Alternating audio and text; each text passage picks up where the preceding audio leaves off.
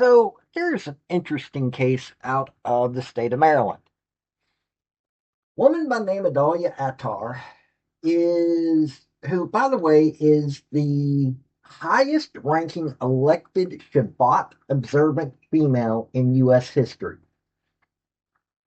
She is a state senator. She just got appointed to that. Before that, she was elected to the state House of Representatives. Well, Maryland House of Delegates, sorry. But something came up. She ended up becoming the state senator. And, well, she has been indicted for a blackmail scheme. She filmed her former campaign advisor, well, manager, in a compromising situation. Now, the must be that the campaign manager was single and the person that she was sleeping with was married. Okay, that's not a good look, but at the same time, neither is blackmail. She's been indicted for this. Now, she's going to keep her job until, unless she gets convicted. Now, that's one of the things you got to look at. She's not been convicted. It's only an indictment.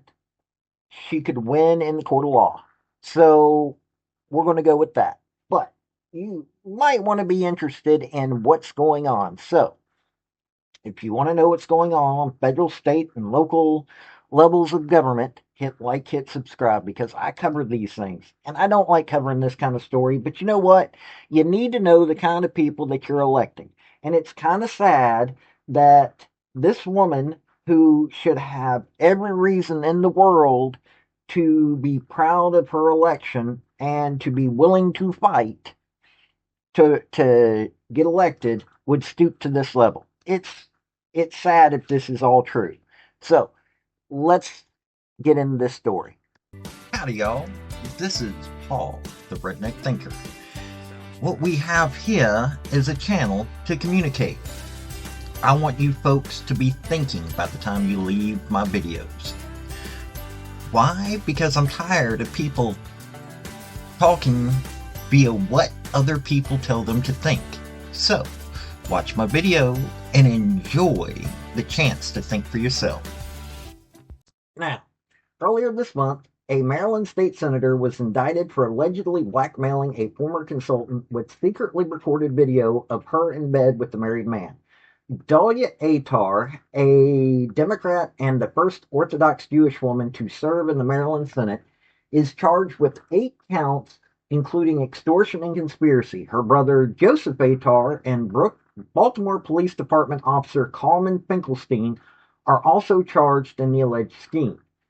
According to the federal indictment that was unsealed Thursday and obtained by The Cut, that's who I'm reading from, Attar had worked with the unnamed political consultant in 2018 while she was first running for the Maryland House of Delegates, but their relationship soured sometime before the election.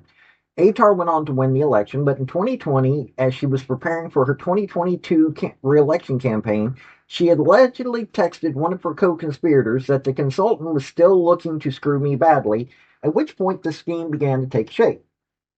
Knowing the consultant was staying at an apartment owned by a relative of Finkelstein's, the three allegedly plotted to plant recording devices disguised as smoke detectors in the home, from which they obtained footage of the consultant bed with a married man. In text messages, Attar allegedly said they planned to use videos blackmail to hurt the consultant's daughter's matchmaking prospects. She wants her daughters to get married more than she wants to screw me, she apparently texted to one of the co-conspirators in March 2021.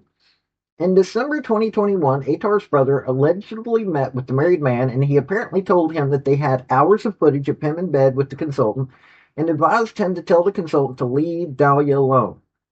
It's unclear if the married man was involved in the disagreement between Attar and her consultant or just got caught in the crossfire.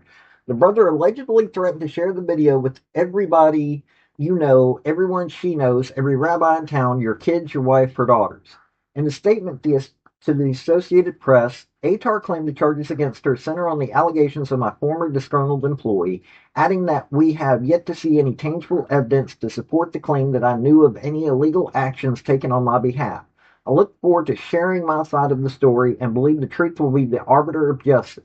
In the meantime, I will continue to serve my community with humility and honor and look forward to being transparent as possible. The spokesperson for the Baltimore Police Department told The Cut that they were aware of the charges against Finkelstein and that he was previously assigned to administrative duties, but his police powers were suspended in 2022 pursuant to Maryland law. Now, according to Fox 45 News, under Maryland law, Democrat State Senator Dalya Attar can remain in office while under indictment on federal charges alleging she conspired to extort two people connected to her political campaigns. If she is convicted, she could lose her seat, however. Article 15, Section 2 of the Maryland Constitution lays out the process for suspending and removing elected officials convicted of or who plead guilty or nolo contender, no contest, to a felony or a misdemeanor involving moral turpitude related to their public duties. Removal occurs after conviction becomes final, either through exhaustion of appeals or the entry of a guilty plea. At that point, the seat is treated as vacant and filled through the standard process. In the meantime, the Senate may impose administrative sanctions, including censure, removal from committees, or loss of leadership positions, according to Nick Copper, an attorney with Marinick Law LLC in Baltimore. So that's what's going on there. You know, I've looked at her career. Here's a 35-year-old woman. She was a lawyer, and she didn't serve as a defense attorney. No, she served as an assistant state's attorney. This means that she went after criminals. I don't know what her record was like as a lawyer, but she does the normal talking points as a Democrat. So, there's nothing outstanding or bad, but she was outstanding enough that they were willing to appoint her to the Senate before the election when a seat came open. That shows that she was a rising star. For her age, that's really interesting. Um, there's a whole bunch of things that should stand out about her, but then this came up. Now, if she's innocent, good. I mean, this is not a good look for anybody, whether you're Republican or Democrat. It's not a good look. And you have politicians of every political party in this country that do stupid things because they get a little bit of power and they want to hold on to it. That's part of the problem. Power corrupts. And absolute power corrupts absolutely. But this is bad on so many levels. It really is. It should make you wonder what is going on behind the scenes of politics that we never hear about. This, unfortunately, made a light today. Well, fortunately, unfortunately. Fortunately, because, well, if somebody's doing something this stupid, then they do need to get caught if she did it. But it's unfortunate because, well, people voted for this woman. They had high hopes for this woman. And this is what happens. If she's guilty of it, she deserves to go to jail. If she's not, okay, fine. But it's just going to turn into a soap opera. And in all honesty, soap operas sell. I've got to admit to it. So I'm going to cover this story when I find out more information. This has been Paul, the Redneck Thinker. Y'all have a good day now. Bye. So, folks, that's the story that I wanted to bring you on this video. And I just wanted to say thank you again for coming by.